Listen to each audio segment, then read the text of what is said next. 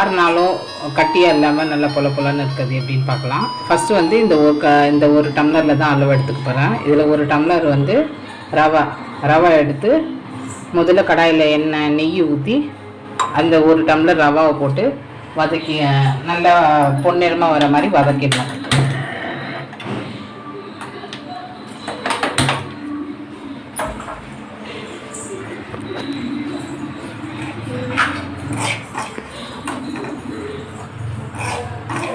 பாருங்கள் நல்லா பொன்னிறமாக வதங்கிடுச்சு, பொன்னிறமாக வறுத்தாச்சு. வறுத்துட்டதுக்கப்புறம் எந்த டம்ளரில் அளவு எடுத்தோமோ இந்த டம்ளர்லேயே என்ன பண்ணோம், 3 டம்ளர் வந்து பக்கத்தில் ஸ்டவ்வில் வந்து கிண்ணத்தில் தண்ணி வச்சுருக்கேன். 3 டம்ளர் சுடு தண்ணி நல்லா கொதிக்கிற மாதிரி பாயில் ஆகி அப்போ ஆஃப் பண்ணி வச்சுருக்கேன். 3 டம்ளர் தண்ணி. இப்போ இந்த 3 டம்ளர் தண்ணி நல்லா கொதித்த பிறகு எடுத்து ஸ்டவ்வை சிம்மில் வச்சுக்கோங்க. ரவையை சிம்மில் வச்சுட்டு இதை கொஞ்சம் கொஞ்சமாக ஊற்றி கிளறுங்க.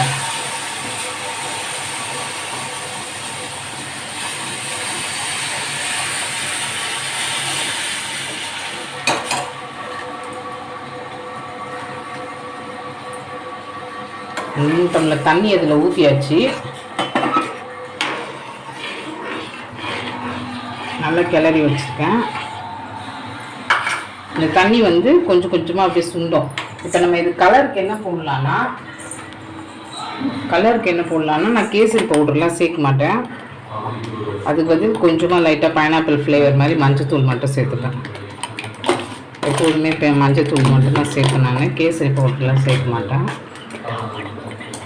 இதுதான் உடம்புக்கு நல்லது. கேசரி ஃப்ளேவர்ஸ்லாம் அது எப்படி இருக்கும்னு நமக்கு தெரியாது. ஸோ இதுதான் ஃபுட்டு கலரிங் நான் யூஸ் பண்ணுறது. ஃபுட்டு கலரிங்காக நான் யூஸ் பண்ணுறது இது.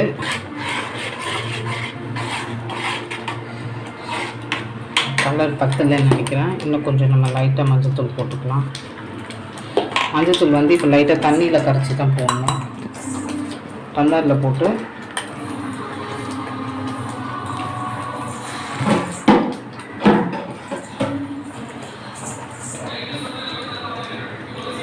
தண்ணியில் கரைச்சிட்டு அப்படியே லைட்டாக ஊற்றி விட்டுருங்க.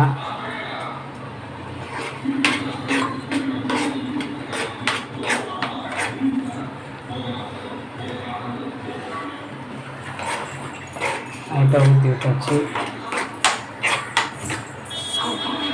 ஃப்ரெண்ட்ஸ், இப்போ நம்ம வந்து இது கொஞ்சம் திக்காகிடுச்சு. இப்போ இதில் என்ன பண்ணணும்னா அதே டம்ளரில் வந்து 1.5 டம்ளர் வந்து நான் சர்க்கரை போடுறேன். ஃபஸ்ட்டு ஒரு டம்ளர் போட்டுக்கிறேன். நல்லா சர்க்கரை வலிச்சு போட்டுக்கிறேன்.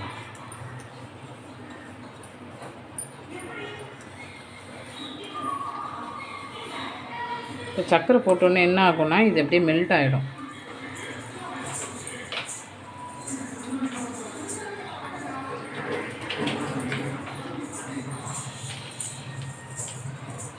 இப்போ சர்க்கரை போட்டோன்னே இது அப்படியே மெல்ட் ஆகி வரும்.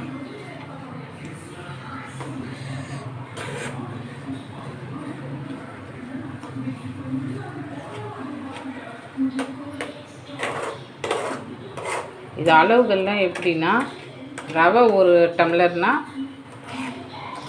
சுகர் வந்து எக்ஸ்ட்ரா சுகர் வேணும்னு நினைக்கிறவங்க 2 டம்ளர் போட்டுக்கோங்க சர்க்கரை. மீதி வந்து நார்மல் சுகர் வேணும்னா 1.5 டம்ளர் போட்டால் போதும். தண்ணி வந்து 3 டம்ளர். ரவை 1 டம்ளர், சுகர் 1.5 டம்ளர், தண்ணி 3 டம்ளர். இதுதான் கணக்கு. இப்போ இது மெல்ட் ஆகிடுச்சு பாருங்கள். நல்லா நம்ம அந்த பபுள்ஸ்லாம் இல்லாமல் கட்டி கட்டியாக பபுள்ஸ் வந்துடும். கட்டி கட்டியாக வந்துடுச்சுன்னா அது நல்லா இருக்காது. ஸோ அதனால் நல்லா நசுக்கி விட்டுருங்க அதெல்லாம்.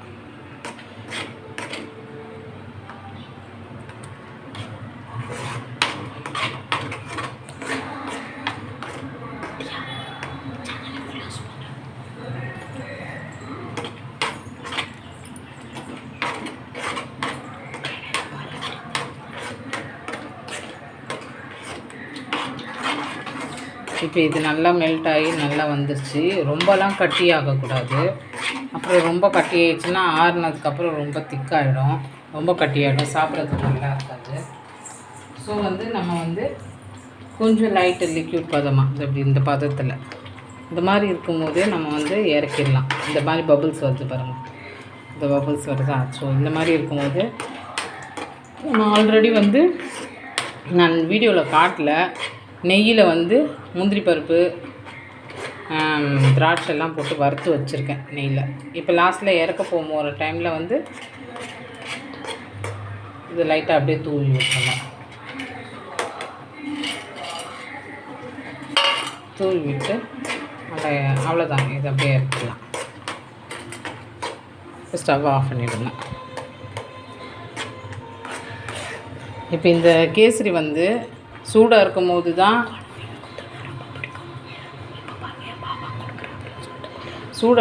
வந்து கொஞ்சம் லிக்யூடாக இருக்க மாதிரி இருக்கும். பட் வந்து ஆறிடுச்சுன்னா வந்து ரொம்ப கட்டியாக இல்லாமல் சாஃப்டாக இருக்கும். இது ஆறுனாலும் வந்து சாஃப்டாக நம்ம எடுத்து சாப்பிட்றதுக்கு சாஃப்டாக இருக்கும். இப்போ இது நம்ம எப்படி இருக்குன்னு டேஸ்ட் பார்த்துடலாம்.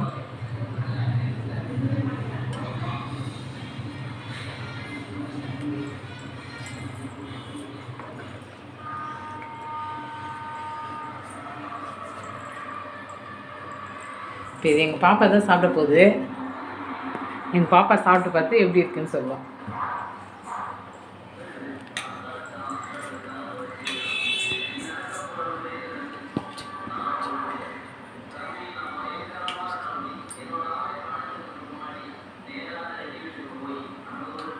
டேஸ்டாக இருக்குது இது.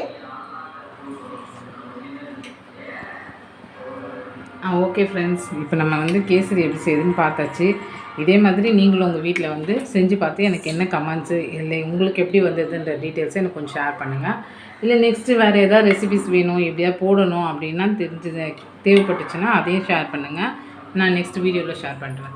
Okay bye. கேசரியெல்லாம் செஞ்சு முடிச்சிட்டோம். உங்களுக்கு இது எப்படி இருக்குதுன்னு செஞ்சு பார்த்துட்டு எனக்கு கமெண்ட் சொல்லுங்கள். அதே மாதிரி வந்து இந்த வீடியோவுக்கு ஒரு லைக்ஸும் கமெண்ட்டும் அண்ட் தென் சப்ஸ்கிரைப் பண்ணுங்கள். அப்போ தான் வந்து எங்களுக்கு நெக்ஸ்ட் வீடியோ போகிறதுக்கு இன்ட்ரெஸ்டடாக இருக்கும். ஸோ ஓகே ஃப்ரெண்ட்ஸ், பாய்.